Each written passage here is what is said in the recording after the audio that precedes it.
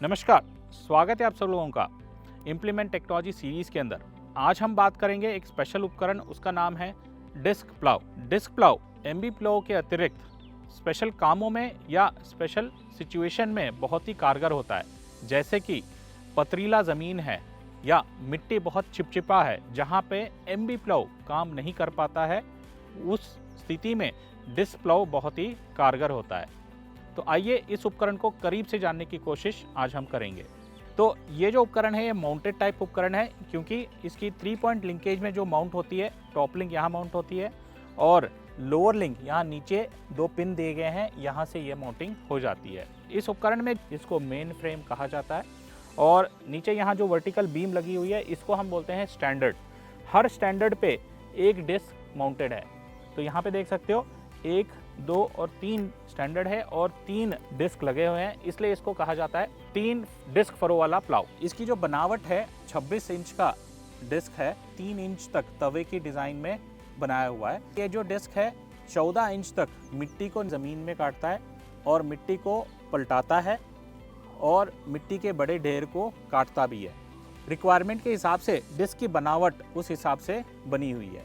और सबसे मुख्य चीज़ ये डिस्क की मटेरियल की अगर स्ट्रेंथ की बात करें तो ये हीट ट्रीटेड हार्डन स्टील से बना हुआ है, ताकि सख्त से सख्त मिट्टी के अंदर ये बिना घिसावट लंबे समय तक काम करता रहे।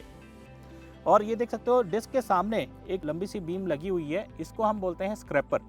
अगर मिट्टी ज़्यादा चिपचिपा है तो वो डिस्क के अंदर चिपक सकता है, तो जब भी वो चिपक जाता है तो ये स्क्रैपर वो मिट्टी को वहाँ से स्क्रैपिंग करने में मददगार होता है। एमबी प्लाव के अतिरिक्त डिस्क प्लाव जब चलाते हैं तो ये मिट्टी के अंदर रोल होते हुए काम करेगा, मतलब मिट्टी के अंदर फ्रिक्शन बहुत ही कम होता है। जब ये रोल होगा तो इसके अंदर बेरिंग होना बहुत ज़रूरी है। जैसे कि आप इस जगह पे देख सकते हो जहाँ डिस्क माउंटेड है वहाँ पे हैवी ड्यूटी थ्रस्ट बेरिंग लगे हुए हैं। तो एमबी प्लाव के अतिरिक्त इसके काम की अगर बात करें तो एमबी प्लाव स्लाइड होते हुए चलता है, जिसमें फ्रिक्शन बहुत होता है।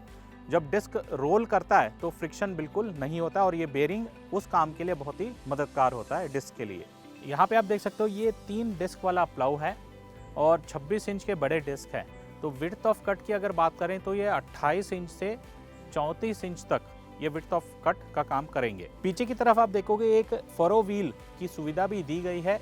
ये फरो व्हील का काम ये है कि जब ये मिट्टी काटते हुए जब चलेगा तो इसमें जब जो साइड ड्राफ्ट आएगा वो साइड ड्राफ्ट को अवॉइड करने में कारगर होता है। दूसरा, इस डिस्क का जो काम है, मिट्टी को जब काटते हुए आगे चलेगा वो एक सीधी लाइन में काम करने में बहुत ही कारगर होता है। और तीसरा जो है इसके अंदर आप देख सकते हो एक स्प्रिंग लगा हुआ है और ऊपर से बोल्ट भी है। तो जब ये बोल्ट को टाइट करते हो तो ये फरो व्हील ऊपर की तरफ आता है और ये बोल्ट को जब आप लूज़ करते हो तो फरो नीचे की तरफ जाता है। जब ये फरो ऊपर की तरफ आता है तो तीनों फरो नीचे डेप्थ लेना स्टार्ट करेंगे, मतलब डेप्थ एडजस्टमेंट इस बोल्ट और स्प्रिंग की मदद से हो जाता है। तो कहा जाता है कि ये 4 से 6 इंच की डेप्थ आप इस बोल्ट की सुविधा से आप कर सकते हो। अभी डिस्क प्लाव के अंदर 3 मेजर सेटिंग है, उसकी हम बात करेंगे। पहला सेटिंग होता है क्रॉस शाफ्ट सेटिंग, मतलब जो डिस्क की एंगल है उसको आप सेट करोगे। दूसरा जो है डिस्क की टिल्ट एंगल सेटिंग, जहाँ पर इसकी डेप्थ की सेटिंग होती है। और तीसरा जो है वो है फरो व्हील के अंदर जो बोल्ट है उसकी सेटिंग, जिससे फिर से पूरी इम्प्लीमेंट गहराई कितना लेगा वो आप सेटिंग कर सकते हो। पहला जो है वो क्रॉस शाफ्ट की सेटिंग है, मतलब यहाँ पे आप 2 बोल्ट देख रहे हो, यहाँ पे 2 बोल्ट आप फ्री करोगे और उस तरफ भी 2 बोल्ट है वो फ्री करोगे। उसके बाद यहाँ पे एक बोल्ट है, इसको भी आप निकालोगे। उसके बाद ये जो क्रॉस शाफ्ट है इसको क्लॉकवाइज रोटेट करोगे तो विड्थ ऑफ कट बढ़ता है, इसको एंटी क्लॉकवाइज करोगे तो विड्थ ऑफ कट घटता है। तो कहा जाता है स्टैंडर्ड डिस्क प्लाव के अंदर 7 इंच से 9 इंच तक इसकी जो विड्थ ऑफ कट घटा सकते हो या बढ़ा सकते हो। उपकरण के अंदर जो दूसरा सेटिंग है वो डिस्क की टिल्ट एंगल सेटिंग है, मतलब डिस्क जो है ऐसा है, इसकी जो टिल्ट एंगल आप बढ़ा सकते हो या घटा सकते हो।